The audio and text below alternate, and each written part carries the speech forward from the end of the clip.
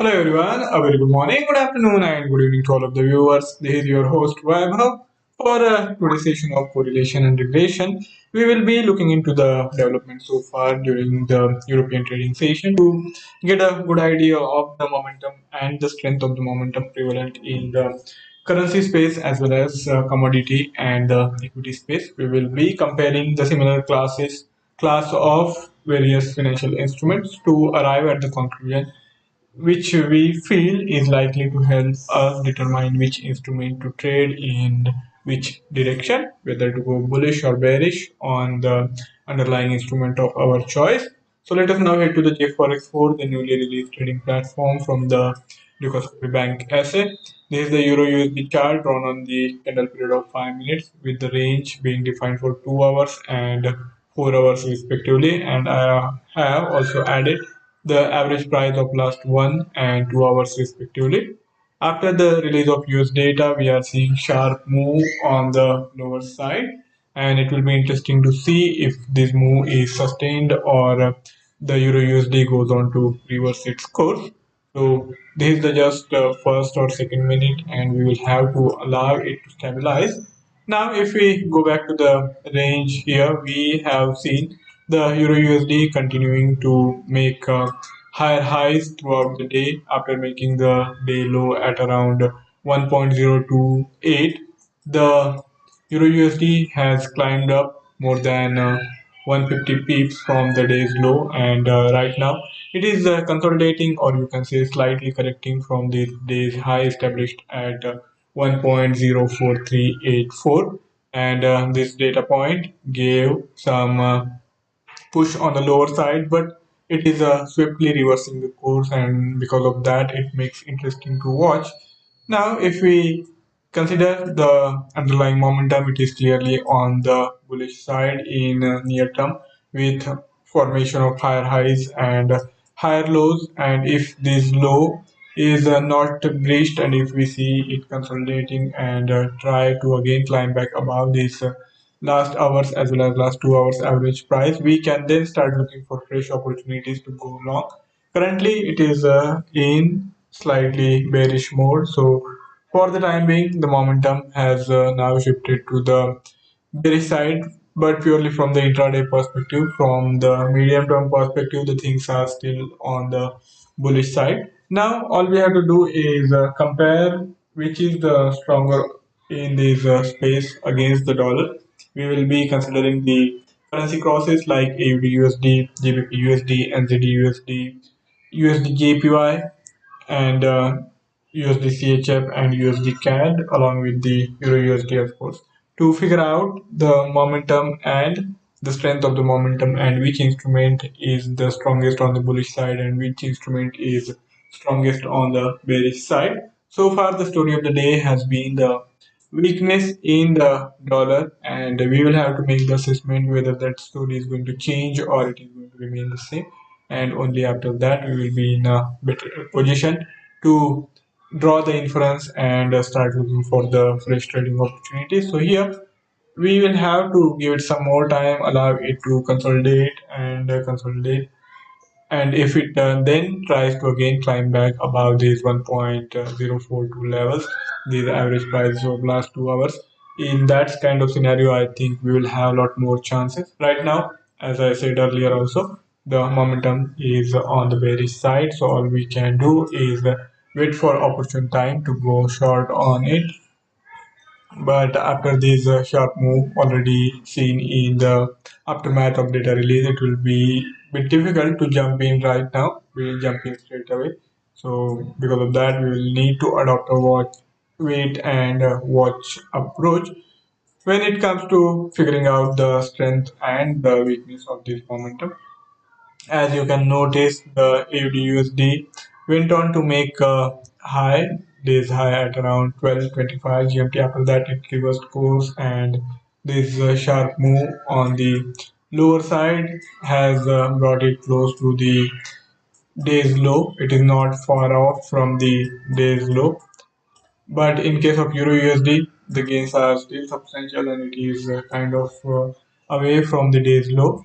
And if we consider its formation on the 4 hourly time frame. It made this 4 hourly low at 15:15 GMT, and if we compare it to AUD USD, it is a bit behind the AUD USD.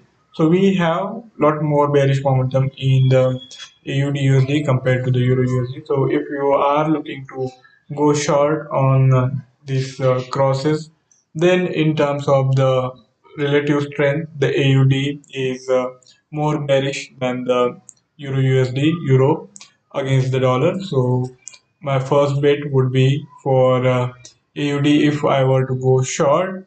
But before we finalize that, before we reach that conclusion, of course, we have to consider a lot many currency crosses with dollar being in the denominator.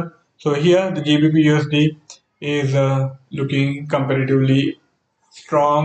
It made days high at 12:25 GMT, and after that it reversed course. And only now it has gone on to make this 4 hourly low. Sorry, 2 hourly low. It is still far off from this 4 hourly low. So that makes it the strongest of all the three on the side of bulls. It is trading strongly with bullish momentum still intact for this upward formation of higher highs and higher lows. USD the USD has changed course, and it went on to make this high. It is still below the day's high, but it seems to be changing course. And after making this day's low at around 139.18, it has gone on to then gain almost 100 pips, close to 100 pips on the upper side.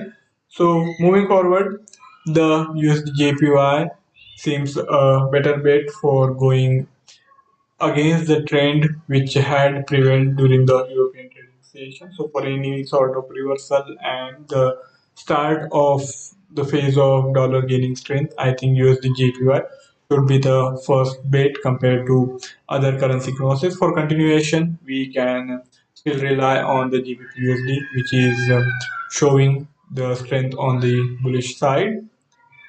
For USD the story is mixed. It is not the weakest one or the strongest one on either side. It made this low at 12:55 GMT. That means it made low pretty late, and after that it went on to meet this 4 hourly high at 15:15 GMT, which is not much different from other currencies. But in terms of the magnitude, this rise, the USD price moves are rather muted. So because of that, I think it will be better for us to go for USD instead of USD if we were to trade with the strength of the dollar. For dollar to appreciate and increase, I think the Japanese yen offers a much secure scenario. Let us see what is the development for USD CAD.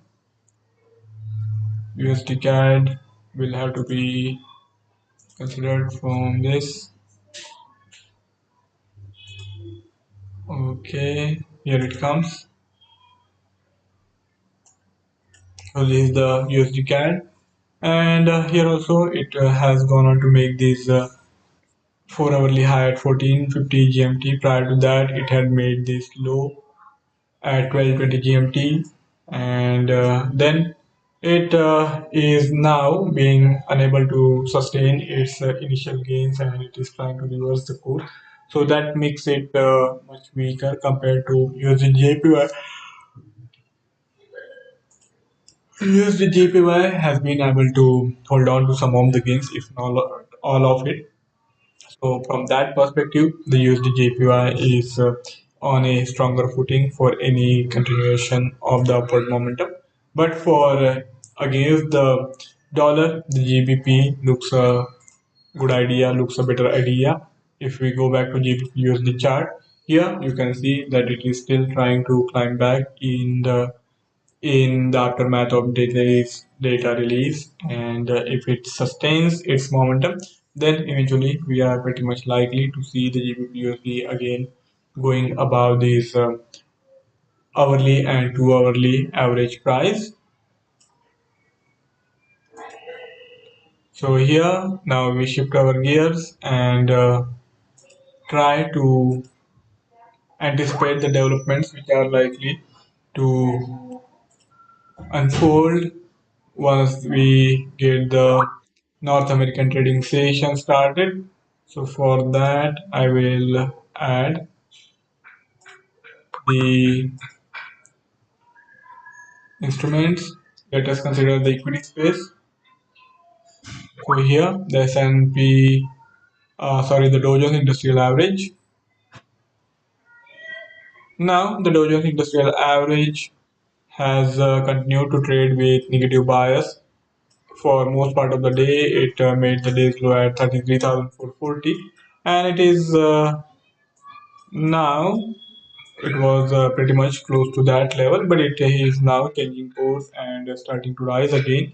So it will be interesting to see how things shape up by the time we get back to the start of North American trading session. So here the key thing will be to watch out for the rise above this immediate high of 33,595, and if the price is able to sustain above that, then in near term we can expect the momentum to continue to trade with the bullish bias. But if it is not able to sustain above those levels, then I think we should brace for a new low being formed for the Dow Jones Industrial Average in today's session. So that is my assessment looking at its current price trajectory, which is sort of bearish, but after this sharp reversal from the lower levels, we will have to give it more time and allow the consolidation to take place, and only after that we will have to make a fresh assessment.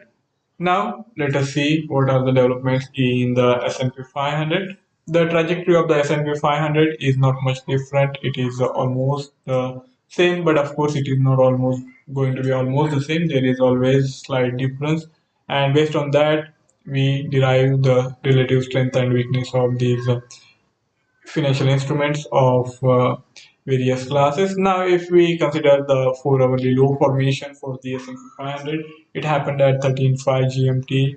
For Dow, it happened at 13.5 GMT, so it is almost the same. Let us consider the Nasdaq. Nasdaq also went on to make the low, 4 hourly low at 13.5 GMT.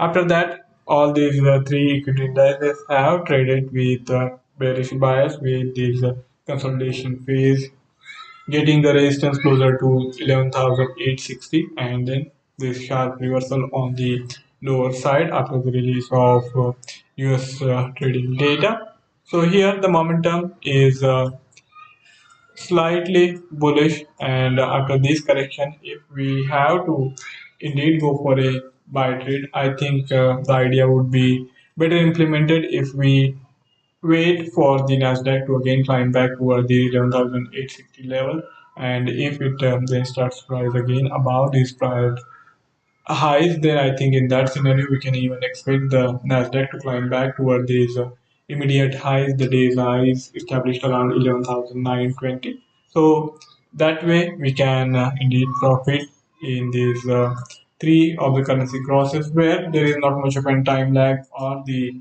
momentum lag. The price action is unfolding in a simultaneous fashion, but of course there is slight difference, and that is what is helping us in determining which one to short and which one to go long. So here the S&P 500 is also offering a bearish trajectory. Now let us consider the equity indices for euro area. We have this DAX, which went into decline quite early in the day, but on the lower side it has indeed found support, and it is holding on to that support zone. So it is trying to even climb back after finding support closer to these 14,000 to 14 level, and if it is likely, if it is going to sustain on these levels, and if it is going to continue above these convergence of hourly and 2 hourly price, I think in that scenario we will have to shift our outlook and start looking for initiation of the fresh buy trades while keeping the stop loss closer to the immediate low. So Here also the story is of bullish tendencies winning the war, at least for time being. And if you want to profit from that, you will have to make the assessment and figure out where exactly you want to get the entry point. Now we have also seen these currency instruments. So one more time, I am going to go back to the equity space where we will consider the CAC 40, the France equity index. Here also we have the price formation, which is pretty much looking similar compared to what we get for the DAX, and the assessment is also going to be similar. We will need to wait for some consolidation, and after the consolidation, if we get to see the CAC 40 finding support closer to these 12 hour and 24 sorry 12, 1 hour and 2 hour moving average price, in that scenario we can then initiate the new trade and try to profit from it. So all these equity indices which we have seen so far are having the bullish trajectory. The only difference is some of these are leading and some of these are lagging. And for figuring out which one has the lag and which one is leading, all you have to do is compare the time when the highs and lows were made. So for this US 30, the Dow Jones Industrial Average, we saw the low being made at 13.5 GMT, and after that it continued to decline. If we consider the Germany, the DAX, here it made low at 11.25 GMT, and after that it also continued to move lower. So as you can notice, we had strong bearish momentums starting from the day for European equity indices compared to the US equity indices. US equity indices went into the correction phase later on. And now I think if we get to see the price action stabilizing and the equity indices holding above these 1 and 2 hour moving averages, then as things settle down, we can even try to initiate the new trade with targets coming in closer to 4,000.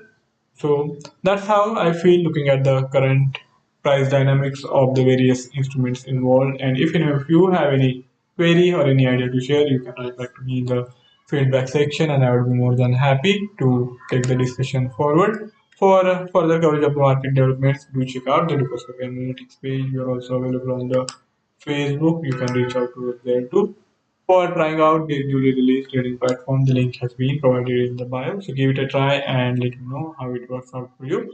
Thank you all. See you tomorrow with a new assessment of the new developments. See you tomorrow. Goodbye.